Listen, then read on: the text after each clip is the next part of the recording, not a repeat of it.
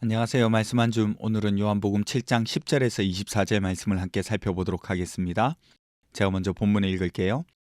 그 형제들이 명절에 올라간 후에 자기도 올라가시되 나타내지 않고 은밀히 가시니라. 명절 중에 유대인들이 예수를 찾으면서 그가 어디 있느냐 하고 예수에 대하여 무리 중에서 수군거림이 많아 어떤 사람은 좋은 사람이라 하며 어떤 사람은 아니라 무리를 미혹한다 하나 그러나 유대인들을 두려워함으로 드러나게 그에 대하여 말하는 자가 없더라. 이미 명절의 중간이 되어 예수께서 성전에 올라가사 가르치시니 유대인들이 놀랍게 여겨 이르되 이 사람은 배우지 아니하였거늘 어떻게 그를 아느냐 하니 예수께서 대답하여 이르시되 내 교훈은 내 것이 아니요 나를 보내신 이의 것이니라. 사람이 하나님의 뜻을 행하려 하면 이 교훈이 하나님께로부터 왔는지 내가 스스로 말함인지 알리라. 스스로 말하는 자는 자기 영광만 구하되 보내신 이의 영광을 구하는 자는 참되니 그 속에 불의가 없느니라. 모세가 너희에게 율법을 주지 아니하였느냐? 너희 중에 율법을 지키는 자가 없도다. 너희가 어찌하여 나를 죽이려 하느냐? 무리가 대답하되 당신은 귀신이 들렸도다. 누가 당신을 죽이려 하나이까? 예수께서 대답하여 이르시되 내가 한 가지 일을 행하매 너희가 다 이로 말미암아 이상히 여기는도다. 모세가 너희에게 할례를 행했으니 그러나 할례는 모세에게서 난 것이 아니요 조상들에게서 난 것이라. 그러므로 너희가 안식일에도 사람에게 할례를 행하느니라. 모세의 율법을 범하지 아니하려고 사람이 안식일에도 할례를 받는 일이 있거든. 내가 안식일에 사람의 전신을 건전하게 한 것으로 너희가 내게 노여워하느냐? 외모로 판단하지 말고 공의롭게 판단하라 하시니라. 아멘. 오늘 말씀이 처음부터 우리를 조금 당혹하게 만드는데요. 10절을 보니까 형제들이 명절에 올라간 후에 본인도 예루살렘으로 가셨다고 말씀하고 있습니다. 우리는 이렇게 생각할 수 있어요. 뭐야? 예수님 안 가신다고 하지 않았어? 이런 질문이 자연스럽게 들 수가 있어요. 저도 그 생각이 자연스럽게 들었거든요. 그래서 어제 본문을 좀 더 자세히 들여다봤습니다. 보니까 예수님이 안 가신다는 말이 없어요. 단지 아직 올라가지 않겠다고 하셨죠. 그리고 8절을 보니까 아직이라는 말이 2번이나 등장하더라고요. 그리고 생각해 보니까 하나님의 때를 기다리고 세상의 방식을 따르지 않겠다고 하신 것이 어제 본문의 핵심이었지 이번 명절에는 예루살렘에 가지 않겠다 이런 말씀을 하신 것은 아니더라고요. 여러분 제가 왜 이런 말씀을 드리냐면 목사도 성경을 읽으면서 이런 실수도 하고 당황하는 일을 겪는다는 것을 좀 알려드리면서 동시에 누구나 성경을 주의 깊게 읽지 않으면 이런 실수나 성경의 의도를 놓칠 수도 있다라는 것을 설명드리고 싶어서 그래요. 그래서 성경을 너무 긴장감 없이 읽지 마시고 주의 깊게 읽어 나가시면 좋겠다 싶은 생각이 듭니다. 초막절 기간입니다. 유대인들이 예수를 찾았다고 기록되어 있어요. 단순하게 인기가 많아서 찾은 것이 아니라 경계하는 거예요. 명절에 예수님은 더 위험한 존재가 되거든요. 왜냐하면 사람들이 충분히 모였잖아요. 그리고 인기를 한 몸에 받고 예수님을 따르면 그 사람들을 막을 방법이 없잖아요. 거기다가 신성모독하는 말들로 깨버리면 곤란해집니다. 기대와 소문도 있었으니까 더 경계하는 거죠. 명절 중간이 되어서 예수님이 성전에 올라갔다고 합니다. 초막절은 보통 7일의 기간을 두고 지내거든요. 그리고 마지막 날 8일을 큰 날로 정해서 지내요. 그러니까 명절 중간이 되어 예수님이 성전에 올라갔다. 이 기록은 한 3, 4일 정도 지난 시점에 예수님이 성전에 등장하신 겁니다. 그리고 그곳에서 사람들을 가르치고 계시는 거예요. 유대인들, 여기서는 종교 지도자들을 지칭하는 말이라 보시면 되는데 그들이 놀라는 겁니다. 예수님은 교육을 받으신 분이 아니시거든요. 오늘날과 달라서 글을 배우고 교육받는 일은 다 알려집니다. 심지어 누구에게 배웠는지도 알려지는 사회였어요. 누구의 제자, 누구의 문화에서 배운 사람이다 라는 식으로 검증이 되거든요. 그러니까 사람들이 아는 거예요. 이 사람은 공부를 했다, 안 했다를. 종교 지도자들이 놀라는 이유가 뭔지 아세요? 자기들이 모르면 공부를 한 것이 아닌데 지금 예수님이 글을 알고 가르치고 계시는 거예요. 그러자 예수님이 나는 하나님에게서 배웠다라고 말씀하시는 거죠. 내 교훈은 내 것이 아니라 나를 보내신 하나님의 것이다 이렇게 말씀하십니다. 그리고 스스로 말하는 자는 자기 영광만 구하되 보내신 이의 영광을 구하는 자는 참되다 이렇게 말씀하시면서 그분이 가르치시는 것이 하나님을 향하고 있다라고 이렇게 말하고 계시는 거예요. 율법도 마찬가지입니다. 아주 직설적으로 말씀하시는데요. 너희 중에 율법을 지키는 자가 없다 이렇게 말씀하세요. 그리고 그 증거로 왜 나를 죽이려고 하냐 이렇게 말씀하시죠. 그러자 사람들이 당신은 귀신 들렸다라고 합니다. 이게 진짜 귀신 들렸다고 본 것이 아니라 어떤 의미냐면 말도 안 돼. 헛소리 하고 있네. 정신 나간 소리 하네. 이런 식의 말이에요. 여기서 사람들의 모습이 나오죠. 예수님이 하신 말이 그 사람들에게는 불편한 거예요. 자신들도 알고 있었을 거예요. 자신들의 행동과 생각이 위선적이었다는 것을요. 위험한 것은 그 사람들이 사람들에게 폭로되면 그게 위험한 일이죠. 그러나 예수님은 아랑곳하지 않고 그들의 위선을 드러내십니다.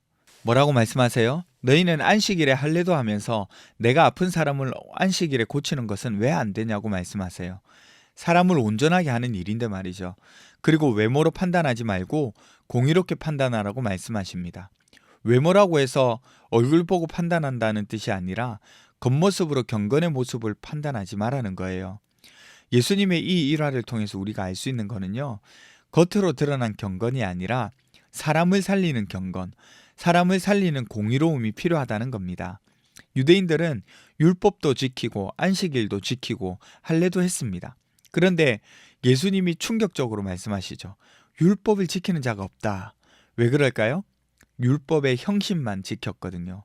그런데 율법이 바라보는 곳은 무시했어요. 사랑과 생명은 무시한 거예요. 예수님은 규칙을 어긴 분이 아니라 규칙의 목적을 드러내신 분입니다.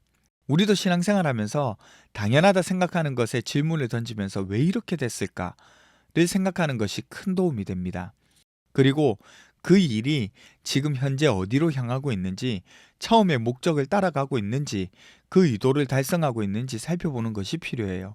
그 규칙을 지키면서 나 자신을 지키고 나의 의로움을 나타내는 것보다 그것을 하게 된 목적, 또 사람을 살리고 사랑하는 목적이 훨씬 잘 드러나고 있는지를 물어봐야 하는 거죠.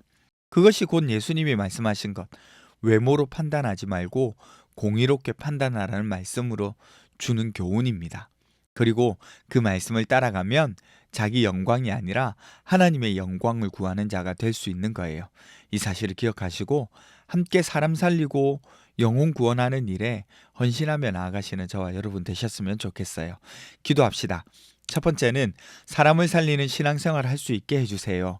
두 번째는 자기 영광이 아닌 하나님의 영광을 구하며 살게 해주세요. 우리 함께 기도하며 나가도록 하겠습니다.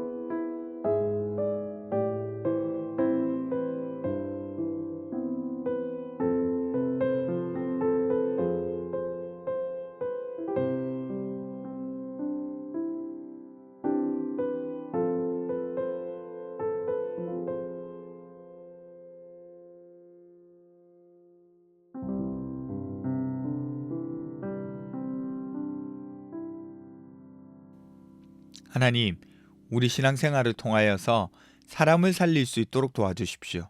그리고 그 길을 가다 보면 자기 영광이 아니라 하나님의 영광이 드러나는 것을 우리가 자연스레 볼 수 있도록 도와주십시오. 오늘 하루도 우리를 지키시고 인도해 주실 주님을 기대합니다. 감사드리며 거룩하신 예수님 이름으로 기도드립니다. 아멘. 여러분, 오늘 하루도 사람을 살리고 사랑할 수 있는 그런 하루가 되셨으면 좋겠습니다.